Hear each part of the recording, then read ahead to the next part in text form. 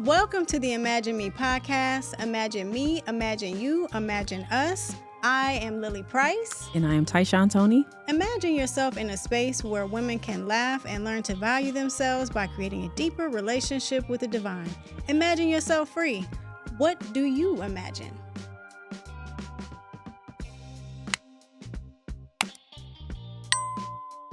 Welcome to the Imagine Me podcast. Imagine me, imagine you, imagine us. I am your host, Lilly Price. And I'm your co-host, Tyshaune Toney. What's up, Ty? What's up, girl? I feel like I should be in like a Billie Jean video. I don't know. I got something going on here. You should. You should. You're looking great. Well, thank you. Salt and pepper. That's what it is. Salt and pepper. Yeah. Oh, I know. Don't give me stuff. Salt and pepper. So what's up with you? Oh, nothing. A lot of stuff. It's always a lot of stuff. It's a lot of stuff. How was your weekend? We always come and sit here on Sundays for our viewers. We're sitting here. It's a Sunday, so I always get to catch up with Ty and hear about what happened on Saturday and Friday. Friday night. Friday was fun. Like we kicked it. Yeah. A bachelorette party. Yeah. And we kicked it. It was really nice. It was fun. That's good. Yeah. I had more fun than I thought I was gonna have. Okay. Was it a clean bachelorette party? Yeah, it was clean. It was clean. Those aren't fun. It was fun. It was fun. It was okay. So it was like, I don't know if I want to say man clean. Like there was no man there. Put it that way. It was. Well, then that's not fun. It was fun though. Oh, okay. So it was like a saved bachelorette party. No, I wouldn't say that. Is this bad? Say that. Is this bad? What I'm saying? That yeah, it's a little bit. All right. Well, then what happened on Saturday? Saturday was just cool. Like what's getting ready to happen? Let's be clear. You're getting ready to go out on 2 dates. Why you always gotta put me on blast? Yes. Hey, on the same. They don't wanna know the same day. I need them not to know this. They don't. Who cares? You have a roster. I mean, you've talked about it several times. I have. Yeah. I have. So this is just adding 2. Yeah. Mm-hmm. Okay. Mm-hmm. So adding 2. So that's what we're talking about today. Mm-hmm. Well, single, saved, and having sex. Mm-hmm. Single, saved, and having sex, allegedly. Allegedly. Oh, my goodness. So what does that look like for people? Well, for women, I guess. Well, men too. So what's it look like, Ty? Why are you putting me on blast? Why are we so nervous? You don't want to talk about you don't want to talk about your dates and your roster. But when you think about it, do guys hesitate to talk about their rosters and how many women that they're dating and all that? But I feel like no, because theirs is like a someone's like a trophy or like a, I don't know, what's it called? A status or something like that. Yeah. But and they be on like sleeping with a bunch of people. I ain't doing all that now. I'm not saying I ain't sleeping with nobody, but I'm saying you not sleeping ain't with saying that you ain't sleeping with nobody. Let's with a dig whole bunch into of that. people. Allegedly. No, I mean, when guys talk about dating, they're pretty confident in just discussing like, yeah, I'm dating so many amount of women. It's not a problem. It's not an issue. But then if we're dating several men, why are we hesitant to talk about that? Because the world make us feel like we just hoes if we're doing that. Even if we're just talking to people, like, you know, because everybody don't know what's going on with you or what you're doing, really, unless you're telling it. But, you know, they just assume that we just busting it wide open. Oh, right here. Like right here on the Imagine Me. Which is not the case. That's exclusive. It's not the case at all. I mean, I think that when we talk about women, like just being out here and being saved, it's like, it's almost like we're not supposed to date and we're not supposed to be looking for anyone. Mm. And I don't think that's fair. It's not. And two, like men think that, so like you said, men okay with multiple people, dating talking to multiple people. But when we do it, it's like, you're supposed to just be talking to me and that's it. Like you can't be talking to nobody else. They do. Yeah. They do get offended. I don't know why. Because I'm talking to somebody else because you ain't the one. Yes. Yeah. And you ain't doing what you need to be doing. Right. To become that number one. Well, I have to be honest. When I was single, I enjoyed it. And I encourage women to embrace that time where they're single.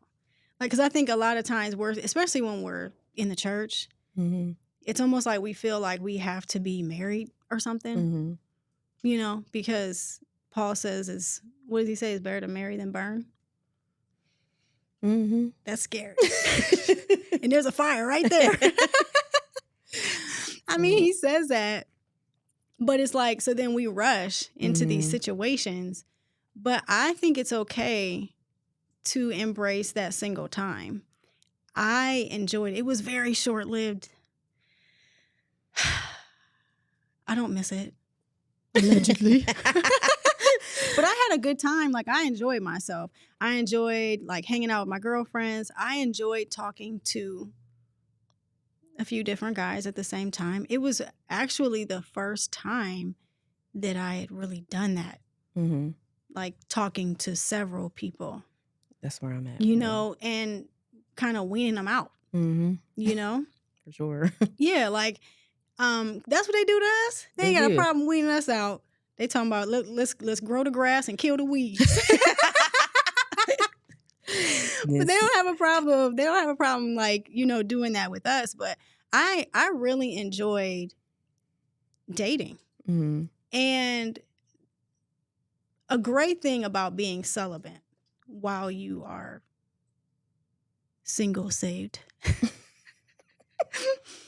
is you can wean them out before you have sex with them. Like, because a lot of times women will regret. I can't believe I had sex with that guy and now he ain't calling me back. You know what I mean? It's like, well, you could have figured out if he was going to call you back before you had sex with him. But it's hard for us to even get to that place, especially nowadays, because people want to drive the car before they exactly before they keep like it. I mean, it's normalized. It's a normal thing to date and have sex with the people that you're dating. And so when you put up this boundary of like, okay, well, I'm not having sex, it's like you can wean them out by that. Because if somebody really likes you, they're going to talk to you anyway. Like, even if they don't want a relationship, maybe they're a guy that's like, okay, look, I have to have sex before, while I'm dating, I have to have sex. But if you're a cool chick, isn't he going to talk to you anyway? Yeah. Like, he might still be dating other people, but if he really likes you, he's still going to conversate with you. So I don't know. I was able to wean people out by not having sex. And it saved some heartbreak, but I don't know. I think that it's just the fact of not wanting to be alone and like trying to hurry up and find that person or a person that, you can spend time with and hang out with and be, you don't have to be sexually intimate, but be intimate with. Yeah. But it's like they want more, but they want the sex part. And it's like, well, maybe if I give it to him, even though we already know that is not true. But if I give it to him. Listen, do you hear Tyshaune's voice right now? I'm calling her out today. This is like a calling out. What? Yes, and then when you have, it's also, you're like in your sexy mode right now. I am not. Yes, and when you're dating. And so to our listeners out there, I was coming in listening to our podcast one morning, and I didn't know I was listening to our podcast. Like, it was it was connected to my phone, and I didn't know. So I'm in the car and all I can hear is, yes, so, yes, and that's how I feel about it. I'm like, who is this? Like, oh my gosh, it's 6:30 in the morning. Who is it? It was Tyshaune with her sexy voice at 6:30 in the morning. Well, it's not 6:30 right now. No, so get I don't know what's going on. It's not.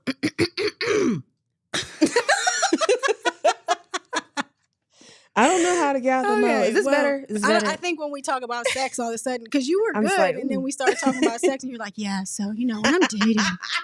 Oh, this is cool. This is all right. But this is how the conversation makes people feel, right? I mean, when we talk about having sex and being saved, I'm just going to be transparent. There's a lot of people in the church that are in sexual relationships and they're not married. And it has just become this casual thing. And I don't even think that it means that like you don't love God and that God isn't I don't want to like confuse anybody, but that God isn't even going to bless you, because it's just,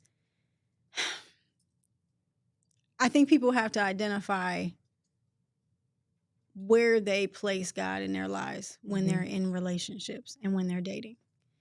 And that's not even just with dating. That's in life. That's with alcoholism. That's with lying, cheating, anything else. You know what I mean? It's like where is God at in your life in order to change that thing? So when we talk about being saved and having sex, like, does that mean that God is done with you because you know what I mean? And I think people can veer away from God because they feel like, well, I'm having sex, I'm out here, I'm doing this, I'm doing that. And it's like God wants you to draw near to him, even if you're living that way. And I think there's a lot of married couples now that probably weren't celibate before they got married. Yeah, like I said, it sounds bad. I mean, I'm not telling people to have sex in their No, but a lot of people want to try it before they get into it, because the disappointment will not be okay. Right. I mean, not that it's okay. It's not okay. I don't know. It's not. I don't think it's okay to do it, but like you said, people do it. People do it. That's how this world is, unfortunately. We just gotta actually put God first. I just think, right. I know that you can date and have fun and not have sex. So I'm not telling people to do it. I'm just saying that if you are doing it, don't fall back from God because you are. Like, it doesn't mean that God is done with you, or he's not, talking to you, or he doesn't have the best for you. But I'm encouraging people to try to take sex out of their dating life and really wean people out just through conversation. Because sex sometimes can be the only thing. Yeah.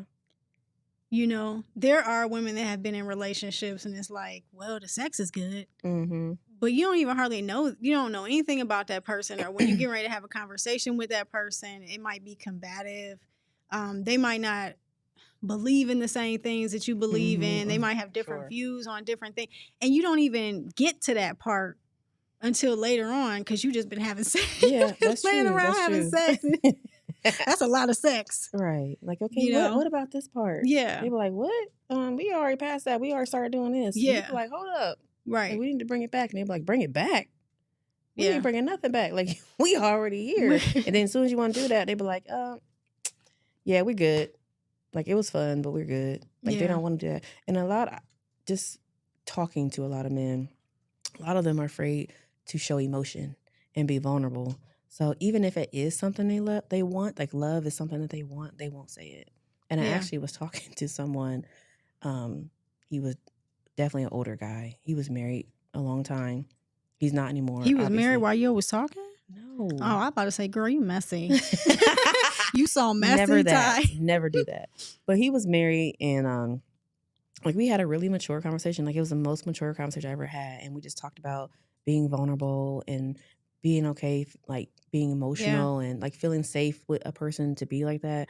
And like, when he told me that he really wanted love, and he was like, I want, that person I can just cuddle up with, hang out, and I can talk to emotionally. Like, I can be emotional with this person, but not feel like they feel like I'm just too soft or being feminine. And I was like, and I felt like that men should be allowed to, be soft with a person. Like, at home, behind, you should be able to be soft with your person, but still be strong. Now, I'm not trying to say, like, you should be a little, like, super soft. Oh, okay. You don't want no softy. Yeah, I don't know, softy. You got to have some masculinity, but I think we're living in a world, though, where men are definitely guarded because, I mean, in our other episode, we talked about, like, the boss chick. The boss chick does not allow the man to be vulnerable, or because she's She's walking around like a dude. Yeah. Right. She's like, I got a roster. I got this. I got money. I don't need nobody. Yeah. And I don't need. Right. So is a man going to be vulnerable? No. To the boss? So if we're living in that type of time, and if a man has experienced hurt, because I think a lot of times as women, we come from a lens of like, we are the ones that get cheated on. We're the ones that get hurt. We're the one. But men have been hurt in relationships. They've been cheated on. So they put this guard up. I know men that have just been the good guy. And because they're the good guy, women just, walk all over him. And then all of a sudden, he's like, I ain't no good guy no more. And it's like, why would I be the good guy? And then I think that's the other thing too. We want sometimes the bad guy. We're looking for that guy. This the cool guy, the whatever, like the tough look guy. At me with my little varsity coat. He's the varsity football player. Sometimes we want the popular guy. And then with that, sometimes can come heartache and pain and all these different things. But then there would be this really nice, sweet guy, and we don't see him as masculine because he's nice. But those are some of the strongest, My husband's a good guy. I had to get used to that. Yeah. But he still shows masculinity. Yeah, he does. Yeah. He does. But it was hard when we were dating, because I was like, he's super nice. And he was so nice that I was like, I almost said the wrong thing. He was so nice that it scared me. And I almost didn't think that it was believable. And I would be lying if I didn't kind of take advantage of that sometimes while we were dating, And it took me to mature in my thought process and in that dating, in that dating realm of okay, listen, are you going to risk losing him for these other guys that are not really paying you any attention? You know what I mean? Because he was giving me all the attention. And then sometimes we tend to chase the ones that aren't. Yeah, come on, let's be real. You're calling me immature, right? Oh yeah, I'm talking. You're calling me immature. You can see that I'm talking to you. Oh, okay. No, I'm just teasing. But I think that we do that. We're chasing the guy that's not really, he'll call, but he's not calling throughout the day. He's not texting you throughout the day. Maybe you only hear from him a couple times a week. That's the guy that we're interested in. But this one that's on you is like, yeah, but he corny. Yeah, but corny dudes be the really good ones. They be the really good ones. They be the ones that you want to have. Well, I always say so I think women in our culture would probably say he's corny because he's educated and you know what I mean, and he's presents himself a certain way, and I say be corny all day. Be corny all day, because sometimes we want, like I said, we want that bad guy, But I feel like we're living in a time where, especially a young black man, if he's going to school, he's educated, he's not, partying and doing all these different things, and that it's like, okay, well, he's corny. That's true, and that's just not the truth. And why are we chasing these bad guys? What's wrong with chasing someone who's educated? What's wrong with chasing someone who's going to love and show vulnerability? You know what I mean? Well, some of these guys would be corny. Even the tough guys would be kind of corny. But fathers make it seem like there's something wrong with being corny. Wow. So especially if they had their own status, because they feel like they weren't corny. I'm trying to make sure I say this the right way. So no, just say it. I'm just trying to make sure I say this right. Just say it. Just let it out, girl. So when I say corny, I don't mean I don't mean like, I don't know. I don't know how to explain the corny that I mean. Like, I don't We need to mean give these like, guys a different title. They're not corny. yeah, they're not corny. They We're just giving them. We got to call them something else. nice. When you meet That sound better? Carlton. You know I'm talking about Carlton from the Fresh Prince. Yeah, right? I know Carlton. Right. So when you meet Carlton, give him a chance. Yes. Give him a chance. Yes, because you never know. He might live in Bel Air. Yeah, and you don't know what he could do for you or what, like, emotionally, I guess if you offer finances too, which is important, but you never know what someone like that would do for you, because we go after a tough guy or he got to look this kind of way and all this kind of stuff. And they, not all of them, but most of them be the ones like cheating and, because they got that status where women want them because that's what they want. They want to have this trophy. Why do we want the womanizer? I don't know. What is that about? What is that? I don't know, but it is hard to me being saved and having sex. Allegedly. I think it's more so of like a mental thing, because I don't need to have sex to like, date? To date, yeah. Like I don't. Are you sure? You don't look I'm like positive. You don't look like you're very confident. No, I'm positive. I'm trying to just, get what I'm trying to say. I don't feel like I need it. I want it and I like it, but like I don't know. I think it's just something that makes me feel like at the moment I'm wanted. You know what I mean? Yeah. So it's not so much as like, oh, I gotta have sex. I'm gonna do this. Because I want to, No, I want to feel something. And it's that tangible thing. Yes. It's like I want to feel loved. I want to be embraced. And attention. Right. All that. And that's but it's like, I feel like not everybody deserves that. Oh, I agree. Like not everyone deserves to have that part.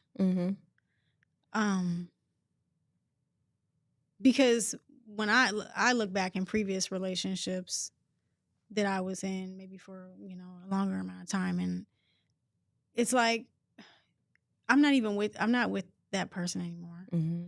I don't care about that person, not in a mean way, but it's like, I don't really care what they're doing. And I'm sure they feel the same way about me. Like, I don't really care what she's doing, So if you're young and you're having sex, you're 18, 19 years old, and you're just like out here dating and having sex, and you look up and like, now I'm 40, allegedly. I don't care about what somebody that I, like had a relationship with when I was 18 or not. I don't care about what they're doing now. Oh, yeah, no. So, but why are we giving our bodies to people that way? Because when you look up, you're not even I don't even know who, like the person that I dated when I was like 16, where are they at right now? I have no idea. I can't say that. Right. Oh, well, yeah, I forgot. You married yours. I cannot say that. But I'm just saying, like, they don't know where I'm at. I don't know we don't care. So imagine if I'd have been having sex with that person. Why would you give that part of yourself? And I think if we look at it from that perspective of putting ourselves in a place and prioritizing our bodies and saying like, hey, I don't want to just lay with anybody because this is special over here. This is special over here on this side. Because you don't know what's going to happen. I'm not like condemning people that do it, because I've done it. I've dated and I've had sex and I've loved God at the same time. But it was definitely beneficial for me to sit back and enjoy being single without that. Because I was able to wean him out. I mean, there was one guy that I really, really liked, and because I didn't want to have sex with, I never heard from him again. So apparently I wasn't very charming. Apparently he didn't really like me, but I'm thinking, what if I'd have had sex with him?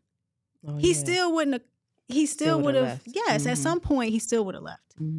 Because clearly there was no like vibe in the conversation. So, but he was pressing, like, oh, when can I see you? When can we do this? When can we do that? I'm like, dude, like, I'm not doing that with you. And then it was like I never even heard from him again. Where you at, by the way, sir? Well, bottom line for me is dating sucks. It sucks really bad. It can be fun, but it just sucks out here because I know what I want. And it's like I just have a piece here and a piece there and a piece there. And I'm like, dang, Kim, why not just have like with all your powers combined? I am Captain. Oh my gosh. I'm gonna say this though. Here's my advice. It sucks because you're stressing about it. You're putting too much emphasis on the dating instead of just enjoying being single. And I did say that the other day. Yeah, enjoy yourself, and not just to Ty. To any listener out there who's like, embrace the single part of your life, because when my husband proposed to me, he always laughs because I paused. Like I was like, and right there I had to think about, am I ready for this? Am I ready? Because I was so enjoying my single time. And it wasn't just about the dating part. It was about being free. I didn't have to answer to anybody. I could go where I wanted to go, allegedly. I have 2 sons, so still couldn't just do whatever I wanted to do. But I didn't have to answer to anybody in that relationship. I was my own person. I was able to find myself. I was able to date myself. I reconnected with friends. I probably wouldn't even be sitting on this podcast if I didn't experience being single and putting myself out there. I can agree with that. You know what I mean? Like, just embrace being free to be who you are. Well, I thought about that the other day. Like, I have a problem with doing that, like just enjoying being single. Like I want to, but I was sitting in the classroom thinking about it. I was taking care of the babies too, taking care of them too. But it just hit me like, you just need to stop trying to find a relationship.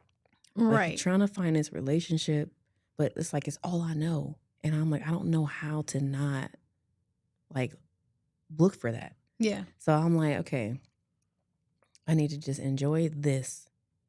And because I'm looking to the future, I'm like, oh, well, but it's like different people. I'm like, oh, well, what if like this person? Oh, I like what he said. Look, what about this person? What the future's like? Like, I need to just like come back and just be like, you know what? Just live right now.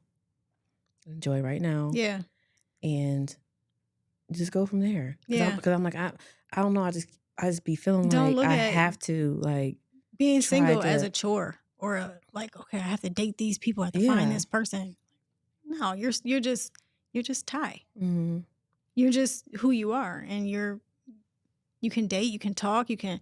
I loved being able to just talk to different people, and nobody could tell me why you talking to that person. Yeah, I mean, I was so honest about my dating life when I met my husband. We talked about this before, that me and him were both talking about who we were talking to. He was like, yeah, I'm talking to this person. I'm like, well, I'm talking to this person. Right. So then when we knew we wanted to be with each other, he's like, well, did you cut yours off? I'm like, well, did you cut yours off? Because I ain't calling him till you call her.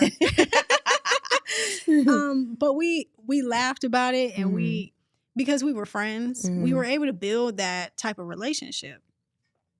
There was no pressure. It was just fun, you know? And so I think when you just embrace being single and just having fun, that's why I always say, girl, let's just go out. Let's just have a good time. Like, we don't have to look for anybody, look for a man, because, well, I will say this though. In the singleness, be open to putting yourself out there. Like, I was driving down 12th Street and saw my husband. I was like, I called my friend real quick. So it's like, you have to put yourself out there. You have to do different things. But I also feel like it's okay to create a boundary, because creating that boundary will allow you to have a single experience that opens the doors to your spirituality, finding out who you are, and finding out who other people are before you land down with them. Does that make sense? For sure. So listeners out there, let us know about your single, saved, and having sex experiences. Because that's what we want to know about. Whatever you're doing out there, be confident in who you are. Imagine yourself being first and being a priority and loving on you and not giving all your goodies away. My goodies. Yes. My goodies. My goodies. Not my goodies. All right. Thank you. So how do we close that? Single, safe, and having sex. Goodbye. Signing off. This is your host, Lilly Price. Lilly Price. Excuse me. Davenport Price. Are we done? All right.